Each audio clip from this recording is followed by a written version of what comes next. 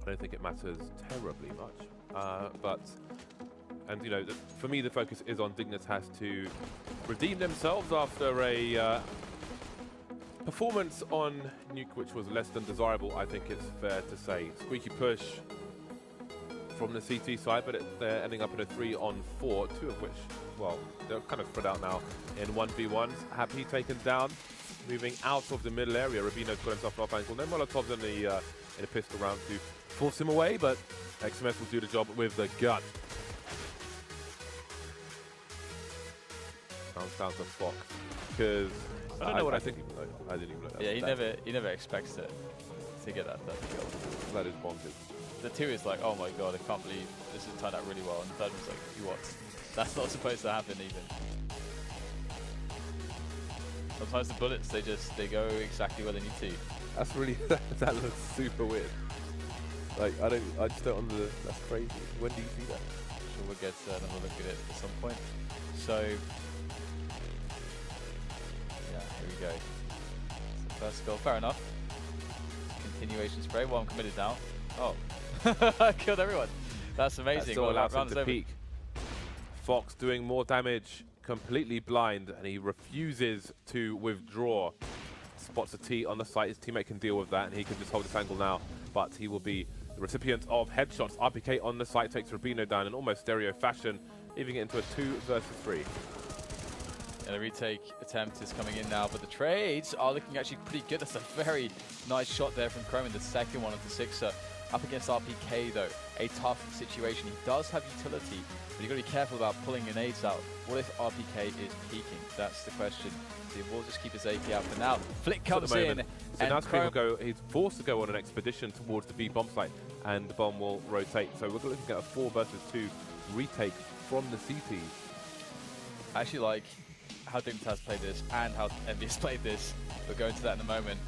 See if they can do something from this 2 versus 4. It is quite a doable situation because, again, one of the sacrifices that Dignitas made in this round was after losing a player, they decided to abandon B and play 2 in mid, which is very smart.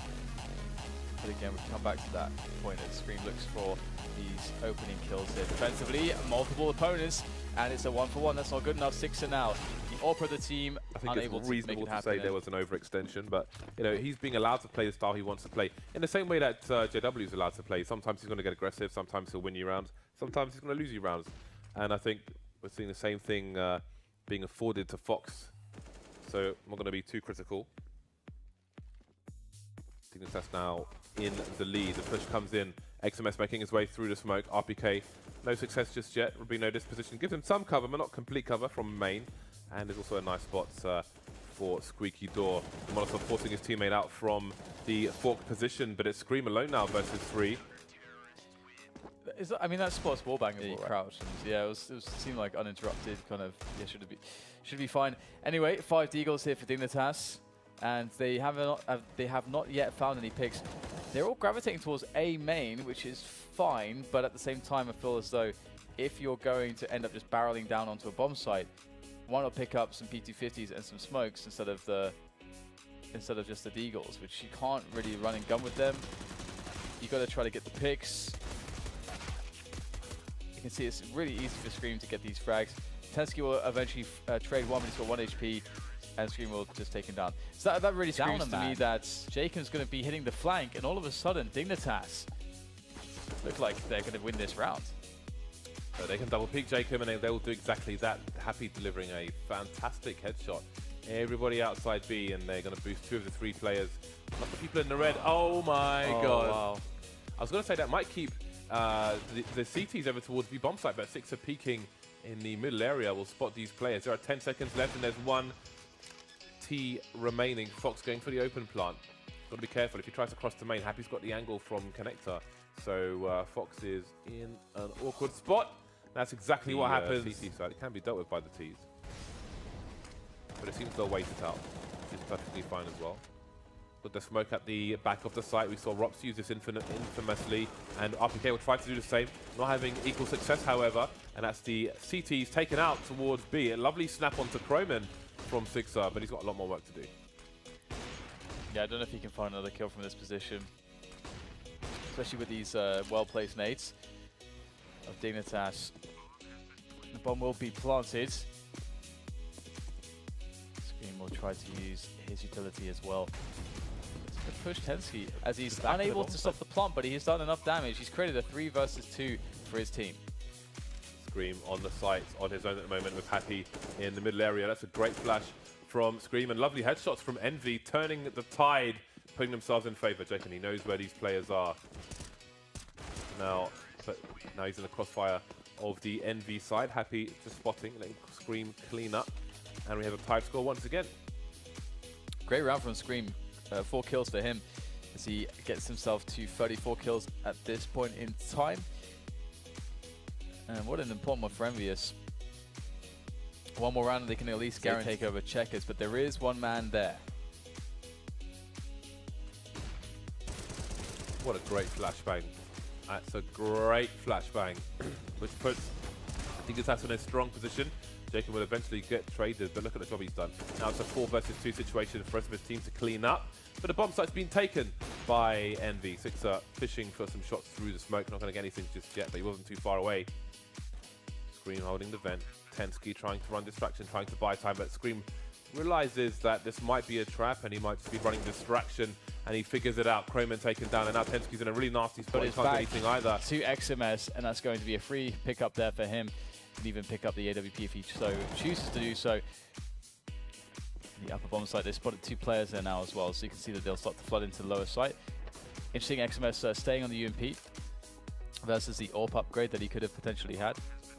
It's a bit more dynamic with that UMP. He can get himself in these positions. Oh, it could be a double, and it will be. That's fantastic there for XMS. He's had a great start here with EnVyUs so far. Now it rests on Rubino's shoulders to save the situation here for Dignitas, to stop them from losing yet another buy round. And he will go down to XMS, no less. Use that position, but again, Rubino is still covering for Fox as well. Fox may feel compelled to.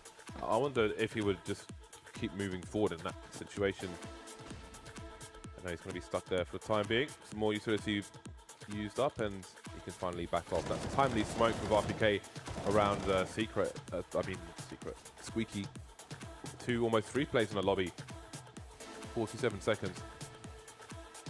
Tensky waiting for flashbangs, and there it is. But Scream's going to be the one blind. Fox can run distraction for the meantime, but it should be a 2-man breakdown for Tensky. Indeed, it will be. There is the third, so finally he can cast winner out. And now that there is with Sixer, he's just going for it. 2 quick kills and spotting another player, understanding that one is jumping up towards him. All the information's there, and he got 2 kills. So this really hurts the chances of Dignitas doing much in this round. There's the bomb in absolute no man's land. Rubino forced out into the open. It's like when you're, you've got a gangster in a saloon, and all the cops with the horses are outside, and it's a matter of time before he has to come outside and face the music. Yeah, an interesting thing for me in this round, in that round as well. No idea. It's really weird. I don't understand. Miscommunication, surely. Yeah. That's the only explanation. We have to give them the benefit of the doubt that it's not on purpose. Yeah, I can't figure out what this is, but let's see what it does. That's the important thing. Chroma taken by surprise, and it's basically an eco rush with the odd M4, and there we go. Well, what about that one? But if you can kill everyone and pick the guns up, I suppose doesn't really matter. EnVyUs looking good to win it, and they will. 16-8, a convincing win on map 1 from EnVyUs on their home choice of me. That's actually exactly what I thought when I first saw this. It was your comment from yesterday. Yeah. I would just get someone that's my friend, that we're all friends with on the team. Are you kidding me, man? This is so good, isn't it? Nico just going at them. Obviously, Godsent won with their pistols. Now it's time for Faze to do the same. That's essentially like asking Faze to, or rather just challenging Faze, because this is what they do. But now they're 3 on 5, and they're getting picked off 1 by 1. And now the bomb is in the crosshairs of Alu, so teams are going to go back and forth. There's another headshot. Rain and Nico on this map are just so scary, especially outside. I mean, and then we haven't even talked about Alu yet. He's obviously on the AWP. A push through the door from Nico. Oh my god. Is Rain using his own weapon? Yeah, he is. That's really weird. That Rain is using an M4A4. Like he's one of the more notorious players. But it might be to spam through smokes since he's playing outside. So it might be specifically for his position. Yeah, I would imagine so. Because his silenced play is so good, and just it fits his playstyle so well. But that said, Karrigan absolutely demolishing 3 plays. They've got 3 flashes, 2 smokes, and that's it. That's all they have to offer at this point. 2 to the 11 of Faze. Yes, we have a very aggressive outside play from Faze. It seems like they know exactly what's going on, and there'll be a trade on to Rain, but we still have a player in positions. It should be Nico, I imagine. At least doing a lot of damage. Indeed, Nico is there in main position that he's playing for Faze on Nuke. Main and door. And there's no one left. So, there you go. It's just been... The problem is just that the Godsent